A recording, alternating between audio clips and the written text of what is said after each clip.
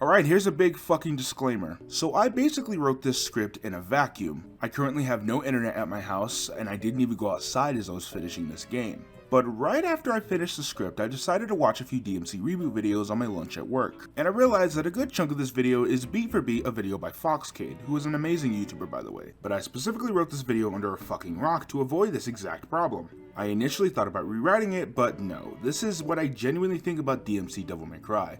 But I know somebody out there, whether it be online or in my personal life, will eventually say I was ripping off a whole new YouTuber to add to the list. So I decided to pour water on the ashes before the fire even fucking started. Anyways, on with the video. The Reboot seems below average with its bad story, terrible characters, and mediocre gameplay. Well, boy oh boy, did I hit the nail on the fucking head. Hello everyone, and as you can tell by that opening, I do not like DmC Devil May Cry Definitive Edition. Oh wait, my apologies. I mean DmC Devil May Cry. That title choice will never not bother me. This game has been ridiculed for one reason or another since the day it was announced, and I initially didn't plan on joining in. I mean, going into this game, I'd only completed one DmC game and almost finished another. So I went in with as open of a mind as possible. I don't know if I worded that right, but I don't fucking care. As I'm going to explain with the next few or so minutes, this game makes me want to quit everything. If you want my opinion on this reboot in one sentence, here it is. Playing this game on my day off felt like I was working overtime. It's that fucking bad. And to make this very clear, I'm not going to be really talking about DmC as a game. As a game, it's alright, but none of that stuff fascinated me, or more accurately, made me want to break the disc on my knee like it was your girlfriend's back.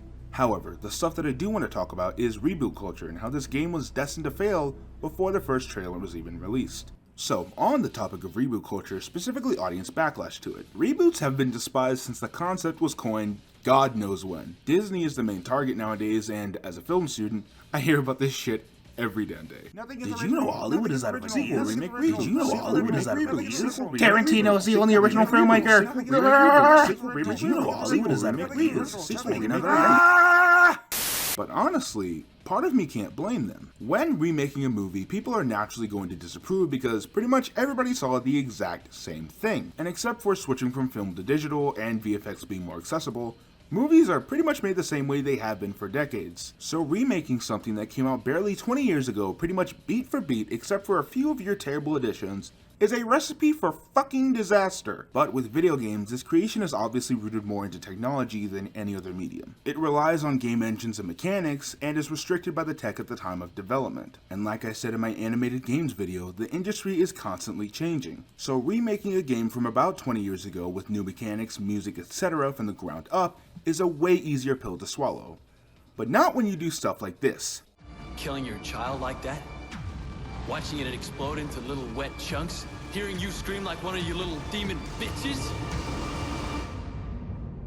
Priceless. Are you asking to be publicly ridiculed? I'd argue that video games, because of their interactivity, are often more dear to most people's hearts over movies, especially from their childhood. So, when remaking or, God forbid, rebooting a game, you must treat it with the utmost care. Priceless. Utmost care. Face only a mother could love.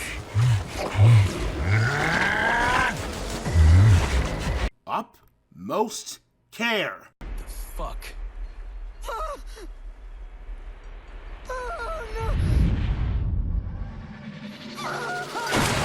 Well class, as we can see, they didn't follow the one fucking rule I gave them. So yeah, this game is a big fat piece of shit and I'm gonna explain why. Let's start off with our main antagonist, Mundus. In the original DmC, your entire quest was to search this castle and hunt down the man who murdered your parents as well as enslaved your brother. So you go through the entire game defeating demons in this castle, and at the end, it's revealed that Mundus was this statue in the main hall, watching over you the entire time. Now, sure, shit gets crazy after that, but that's such a great villain reveal. All characters from bosses to side characters explain how Mundus is so powerful, building him up as this unstoppable force. And this reveal, as well as aforementioned crazy shit that follows, shows that this wasn't just all talk. Now onto the reboot, where the first thing we see our antagonist, Mundus, do is fuck a demon.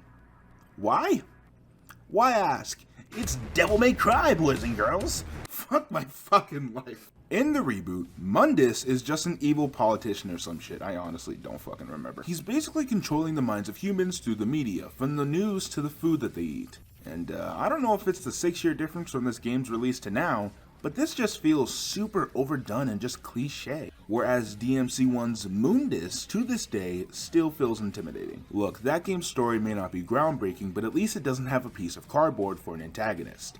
Moving on. So you know how the main DmC series has female characters such as Trish and Lady who initially both try to murder Dante as they're going through their own problems, but eventually Dante shows them that just because they're either a demon or they have a troubled past, doesn't mean that they have to throw their lives away. They then take them back and both become demon hunters. And these characters aren't just girls that Dante just gets to hit on all the time. Especially not Trish, because that's fucking gross! Well, DmC adds the new astonishing addition to the DmC roster.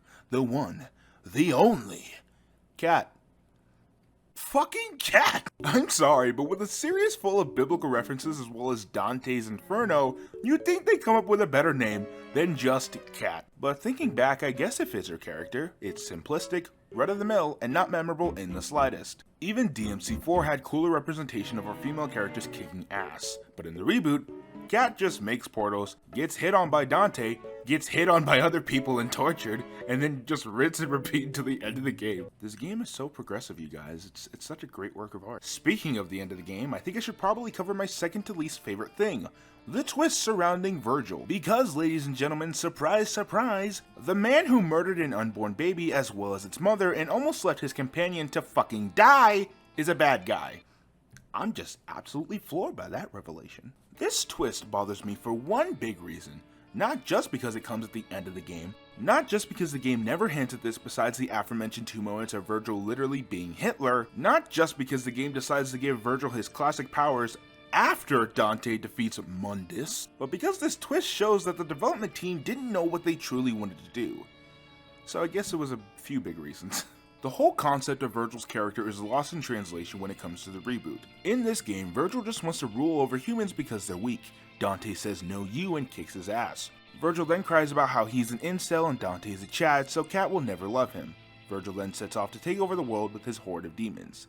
The end. If you think this is one big joke, it's not. I mean, this game is, but that's besides the point. When rebooting a property for a new audience, especially one with established lore that's been expanded over several installments, picking and choosing what to leave behind and what to bring over is a hard decision. But when you do decide to bring something over, you can't lazily do it like this. As an actual twist, it fails because it's not properly set up in the confines of the story.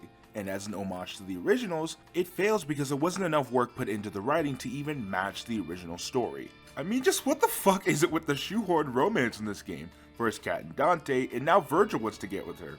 Why does this need to be here? We're murdering fucking demons for shit's sake. Longtime viewers of the channel will know I'm a big fan of romance in my media, but this is just fucking laughable. And lastly, Dante. Nah. I haven't gotten too far into DmC 2, which is quite often named the worst DmC game, especially for its portrayal of our favorite demon slayer. But I can already assure you that he's miles better than this rendition. DmC's Dante is that emo kid from high school who thinks he's hot shit. He doesn't care about anyone, he thinks he's better than everyone else because, well, he's him, he's a whore, he's abusive, and he's vulgar to the point of sounding incompetent. And this is coming from me! Now I don't like saying this, but Dante is the epitome of hot topic bullshit. Virgil's characterization, or lack thereof, makes me mad from a story standpoint. But Dante disgusts me from a human standpoint. This game insultingly tries to make it seem as if he changes for the better by the end, but he doesn't. If anything, it feels like he got worse. He teams up with his brother after he murders a child. He then lets thousands of people die with no remorse. Even though he knew that all of this would happen at the beginning of the game and doesn't even try to fucking stop it. Oftentimes, people who don't know a lot about DmC think it's edgy 12-year-old jerk-off material when it's not. But this reboot is. I mean, they murdered a baby as well as its mother and just brushed it off. Now, some may say that complaining about the writing of a reboot set before the starting point of the original is unfair. I mean, the character we're seeing just isn't the one we know and love. Not only are they younger, but it's a different timeline. And in my opinion, these are bullshit excuses. If that's the case, then the new Tomb Raider trilogy is completely devoid of criticism towards its writing of Lara Croft. Might as well add the movie based on those games in that camp too. Hell, might as well add X-Men Origins Wolverine while you're at it. He's not even the Wolverine we know and love yet. It's not fair to criticize. Do you see how fucking dumb this is. There is absolutely no reason how after this many games, you can't pinpoint the main characters of DmC and tweak them a little for your reimagining. And if you can't do that, then why the fuck are you adapting this series in the first place? This is without a doubt my biggest issue.